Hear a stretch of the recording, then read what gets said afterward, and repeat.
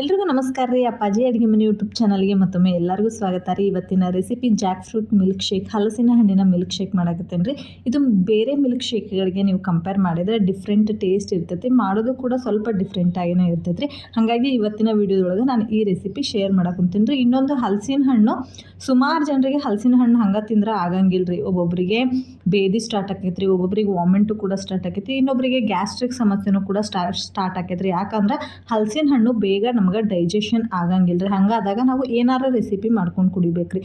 ಒಂದು ವೇಳೆ ದೋಸೆ, ಪಡ್ಡು, ಇಡ್ಲಿ ಅಥವಾ ಈ ಥರ ಮಿಲ್ಕ್ ಶೇಕ್ಗಳನ್ನ ಮಾಡ್ಕೊಂಡು ಕುಡಿಯೋದ್ರಿಂದ ಡೈಜೆಷನ್ನು ತುಂಬ ಚೆನ್ನಾಗಿ ಆಕೈತಿ. ಹಂಗೆ ನಾವು ಸೀಸನ್ ವೈಸ್ ಹಣ್ಣು ತಿಂದ್ವಿ ಅನ್ನೋದು ಭಾಳ ಖುಷಿ ಇರ್ತೈತೆ ರೀ.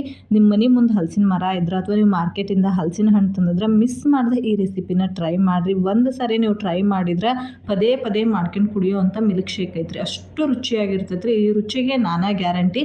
ಯಾಕಂದ್ರೆ ನಮ್ಮ ಮನ್ಯಾಗ ಹಲಸಿನ ಹಣ್ಣು ಇದ್ದಾಗೆಲ್ಲ ನಾವು ಈ ರೆಸಿಪಿನ ಮಾಡ್ತೇವೆ ರೀ.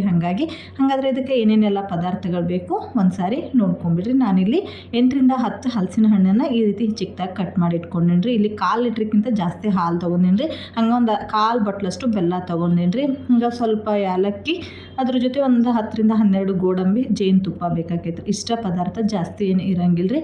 ಮೊದಲಿಗೆ ಒಂದು ಮಿಕ್ಸಿ ಜಾರ್ ತೊಗೊಂಡು ನಾನು ಹಲಸಿನ ಹಣ್ಣು, ಏಲಕ್ಕಿ, ಬೆಲ್ಲ ಮತ್ತು ಇದ್ರ ಜೊತೆ ಗೋಡಂಬಿ ಇಷ್ಟೇನಿತ್ತು ರೀ. ಇದ್ರ ಜೊತೆ ಸ್ವಲ್ಪ ಹಾಲು ಹಾಕ್ಕೊಂಡು ನಾನು ಮಿಕ್ಸ್ ಮಾಡ್ಕೊತೀನಿ ರೀ. ನೀವು ಯಾವುದೇ ಫ್ರೂಟ್ದು ಮಿಲ್ಕ್ ಶೇಕ್ ಮಾಡ್ಕೊಳ್ರಿ, ಫಸ್ಟು ಜಾಸ್ತಿ ಹಾಲು ಹಾಕೋಕ್ಕೆ ಹೋಗ್ಬೇಡ್ರಿ. ನಾವು ಜಾಸ್ತಿ ಹಾಲು ಹಾಕಿದಾಗ ಏನಾಕೈತಿ ಅಂದ್ರೆ ಅದ್ರೊಳಗೆ ಹಾಕಿರ್ತಕ್ಕಂಥ ಗೋಡಂಬಿ, ಏಲಕ್ಕಿ ಅದೆಲ್ಲ ಬೇಗ ನೈಸ್ ಆಗಂಗಿಲ್ಲ. ಒಂದು ಸ್ವಲ್ಪ ನಮಗೆ ತರಿಯಾಗಿ ಸಿಕ್ಬಿಡ್ತೈತಿ.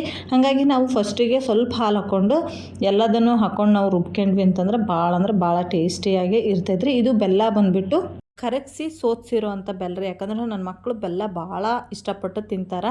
ಬೆಲ್ಲದೊಳಗೆ ಈಗ ಸರ್ವೇ ಸಾಮಾನ್ಯ ಕಲ್ಲು ಇರೋದಂತೂ ಸಹಜ ರೀ. ಹಾಗಾಗಿ ನಾನು ಏನು ಮಾಡ್ತೇನೆ ಅಂದರೆ ಸ್ವಲ್ಪ ಬೆಲ್ಲನ ಒಂದು ಅರ್ಧ kg ಅಷ್ಟು ಬೆಲ್ಲನ ಕರಗಿಸಿ ಸ್ವಲ್ಪ ನೀರು ಹಾಕಿ ನಾನು ಸ್ವಲ್ಪ ಗಟ್ಟಿಗೆನ ಮಾಡ್ಕೊಂಡಿರ್ತೇನೆ ರೀ. ಮಕ್ಳಿಗೆ ತಿನ್ನಕ್ಕೆ ರುಚಿ ಆಗ್ಬೇಕು ನೋಡಿರಿ.